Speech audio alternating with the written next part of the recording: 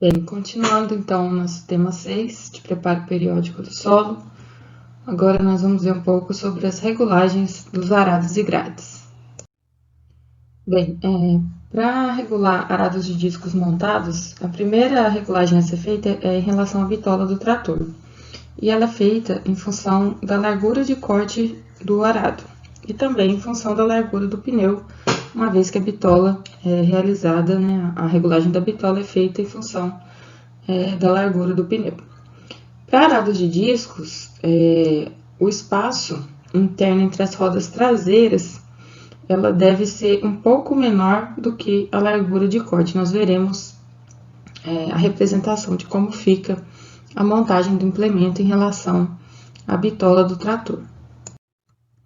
Bem, então aqui nessa figura nós podemos observar, né, que a largura de corte aqui do implemento ela deve ser então um pouco menor do que a distância aqui entre os pneus, a largura dos pneus traseiros. Então, observe aqui que fica um espaço, né, entre os dois pneus traseiros em relação à largura de corte. Então, a bitola deve ser regulada de forma que a largura de corte fique com esse espaço aqui um pouco sobrando em relação aos pneus traseiros. A gente observa aqui também, né, que cada disco sobrepõe o corte do disco da frente, mais ou menos metade. E o primeiro disco, que é esse daqui, ele deve ter a sua largura efetiva iniciando na parte interna do pneu esquerdo. Então, se a gente considerar, né, o centro do disco, ele deve estar posicionado mais ou menos na direção aqui da parte interna do pneu esquerdo traseiro. Então, essa é a faixa de corte aqui do primeiro disco, sendo que essa é a largura total de corte do implemento. A segunda regulagem a ser feita é com relação à centralização, que consiste em fazer com que o centro de resistência do arado coincida com o eixo de simetria do trator. Isso vai evitar a tração deslocada. Então, a correta posição do centro de resistência do arado, ela pode ser obtida por meio das barras estabilizadoras, que são reguláveis pelo sistema de levante hidráulico do trator.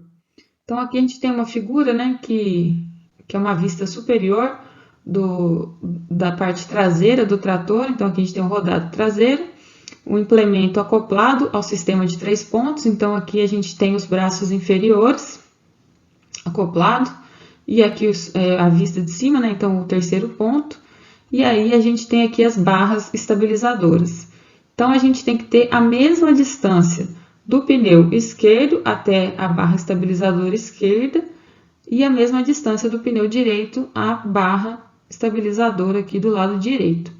Então, a gente mede com uma trena essa distância para fazer a regulagem correta, né? Para verificar se tem a mesma distância. Se não tiver, cada barra é de um jeito, pode ser de corrente, pode ser de pino, e aí a gente vai ajustando manualmente essa barra até que chegue à mesma distância dos dois lados.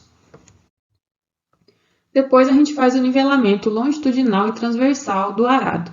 O nivelamento longitudinal ele é feito aqui, né, em relação ao comprimento aqui, né, do conjunto trator-arado. Então, ele é feito por meio do terceiro ponto do sistema de levante hidráulico.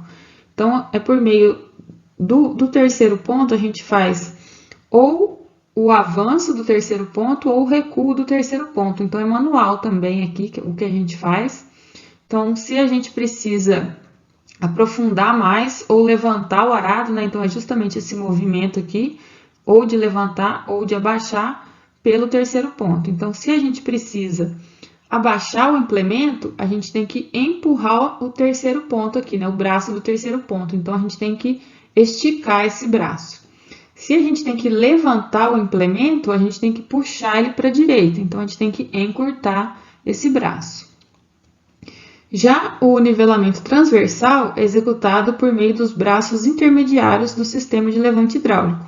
Então, a gente tem que nivelar aqui, né, a barra transversal de forma que ela fique de acordo com o terreno, né? Se a gente for trabalhar num terreno irregular, num terreno inclinado, a gente vai regular de acordo com o terreno. Se a gente estiver trabalhando num terreno reto, né, vamos dizer assim, essa barra ela tem que estar paralela ao solo.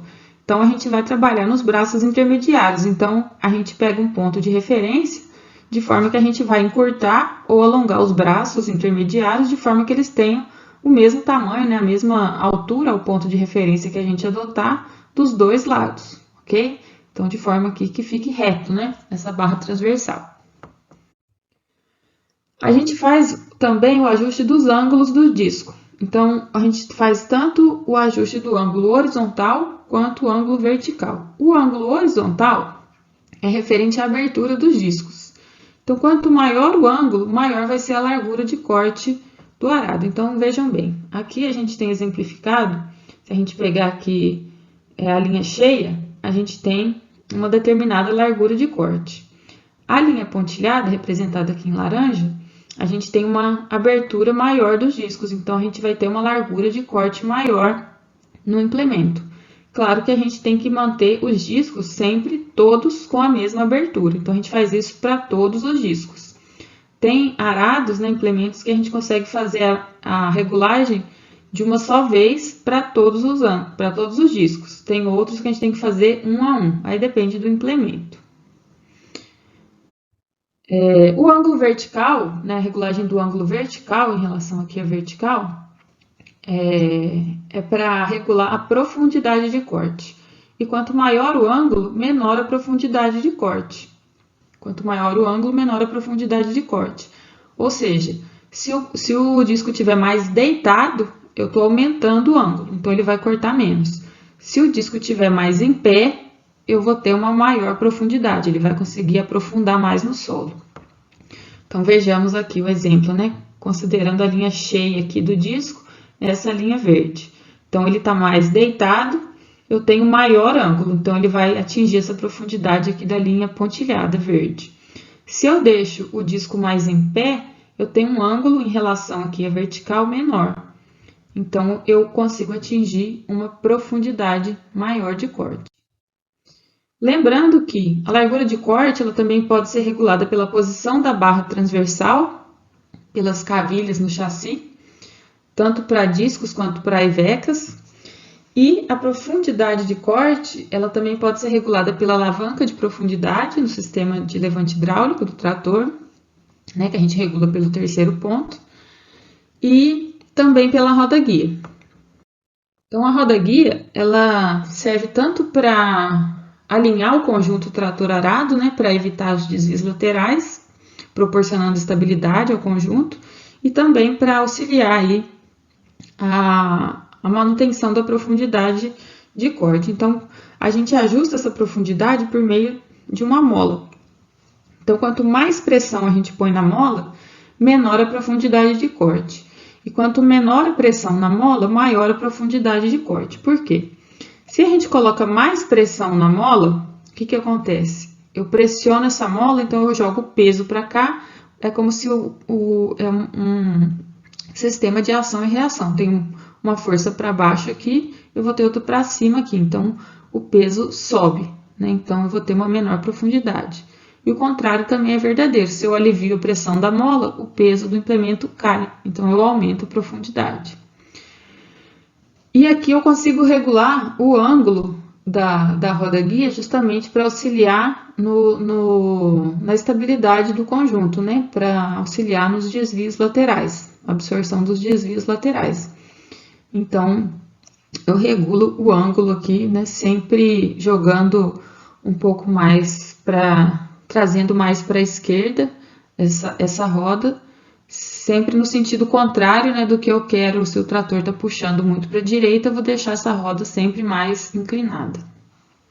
Sempre no sentido anti-horário.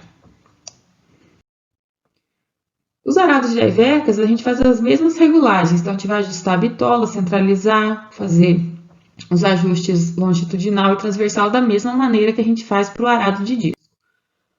Os arados de ivecas, eles não têm roda guia, a gente viu que as ivecas elas têm o rasto, né, aqui representado, e eles podem ter essa roda de profundidade.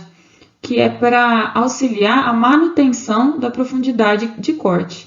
Então, após a gente definir, né, a profundidade de corte, então a gente define, né, vamos supor, 30 centímetros de corte, por meio de cavilhas que a gente tem aqui, a gente define essa profundidade.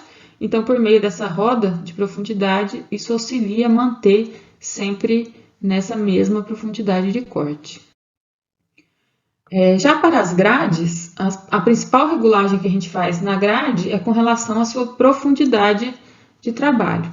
Então, a gente faz lá as mesmas regulagens, né, dos nivelamentos que a gente faz em relação ao arado, nivelamento transversal e longitudinal. O engate, né, no terceiro ponto, quanto mais alto, maior vai ser a profundidade de trabalho. Isso vale também para os arados. E com relação à grade, né, a profundidade, como que ela é regulada? É regulada de acordo com a abertura da seção das grades. Então, a gente não regula o ângulo do disco, né? Lembrem que o ângulo vertical do disco nas grades é 0. A gente não faz a regulagem do ângulo em relação à vertical. E também não alteramos o ângulo individual do disco. A gente regula a abertura da seção apenas. E é assim que a gente regula a profundidade de corte. A gente faz a abertura da seção. Então, aqui vocês estão vendo aqui uma barra, por meio dela que a gente regula essa abertura. Então, quanto maior essa abertura, maior vai ser a profundidade de trabalho. A gente pode regular também o ângulo da barra de tração, né? Quando essa grade está acoplada à barra de tração, a gente tem aqui opções de acoplamento na grade, né? A barra de tração na grade, ela tem algumas opções de acoplamento. Então, dependendo da posição que a gente coloca esse parafuso, a gente vai ter maior ou menor penetração da grade, porque assim a gente consegue aumentar também o ângulo da seção.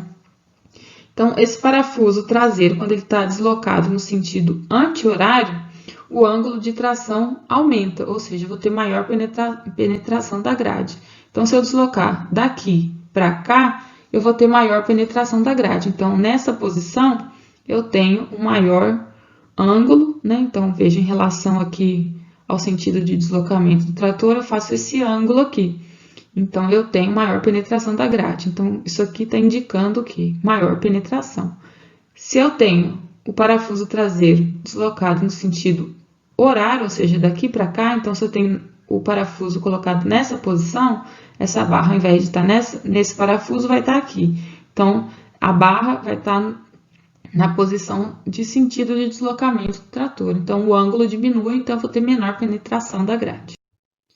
E eu posso ter o deslocamento nesse sentido aqui, né? Após fixar o parafuso aqui, né, em relação aqui aos parafusos que a gente definiu anteriormente, eu posso deslocar todo esse conjunto para a esquerda, para a direita, para descentralizar a grade. Então, vejam aqui na figura ao lado.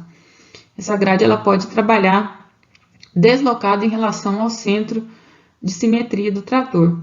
Isso pode ser uma vantagem, por exemplo, se a gente quer passar essa grade embaixo de culturas arbustivas, por exemplo, né? É um exemplo.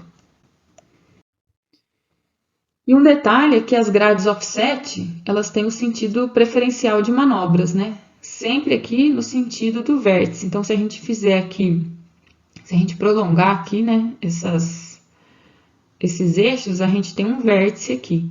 Então, o sentido é sempre no sentido anti-horário, sentido de manobras, para evitar a formação de sulcos e de esforços excessivos na estrutura da grade. A gente nunca faz manobras com uma grade offset no sentido horário. Bem, então, finalizamos mais uma parte do tema de preparo periódico do solo. Bons estudos e até a próxima aula.